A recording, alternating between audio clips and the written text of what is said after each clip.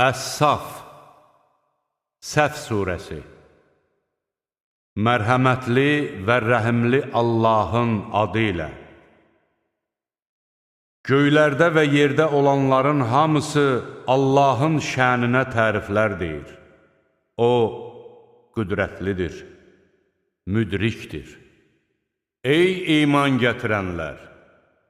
Ne üçün siz etməyəcəyiniz şeyləri danışırsınız? Etməyəcəyiniz şeylərdən danışmağınız Allah tərəfindən böyük nifrətlə qarşılanır. Şübhəsiz ki, Allah möhkəm bir divar kimi səf-səf düzülüb, onun yolunda vuruşanları sevir. Bir zaman Musa öz qövmünə demişdi: Ey qövmüm, ne üçün mənə əziyyət verirsiniz? Axı siz bilirsiniz ki, mən Allahın sizə göndərdiyi elçisiyəm.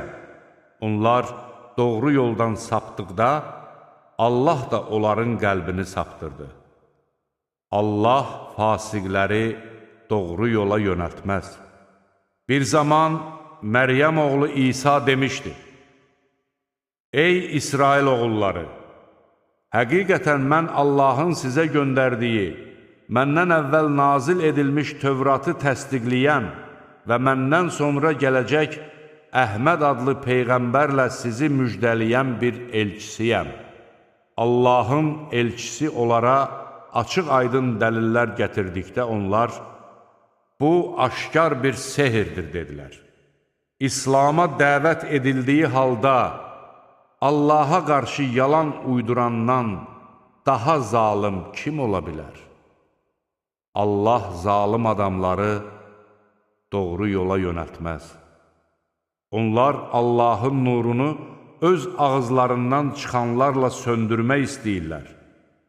Halbuki kafirlərin xoşuna gəlməsə də, Allah öz nurunu tamamlayacaqdır.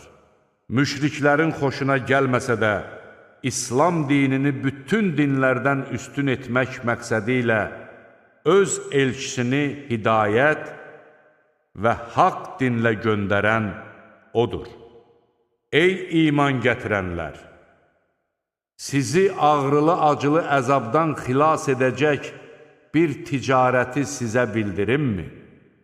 Allaha və onun elçisinə iman gətirin. Allah yolunda malınız və canınızla cihad edin. Bilsəniz bu sizin üçün nə qədər xeyirlidir. Bu təqdirdə O sizin günahlarınızı bağışlayar və sizi ağacları altından çaylar axan cənnət bağlarına və Ədm bağlarındakı gözəl məskənlərə daxil edər. Bu, böyük müvəffəqiyyətdir. Sevdiyiniz başqa şey də vardır. Allah tərəfindən kömək və yaxın qələbə. Möminləri bununla müjdələ. Ey iman gətirənlər! Allahın köməkçiləri olun.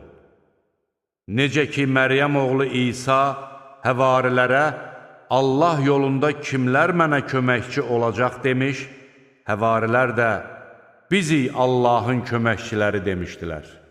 İsrail oğullarından bir zümrə iman gətirdi, digər bir zümrə isə kafir oldu. Biz də iman gətirənləri düşmənlərinə qarşı qüvvətləndirdik və onlar üstün gəldilər.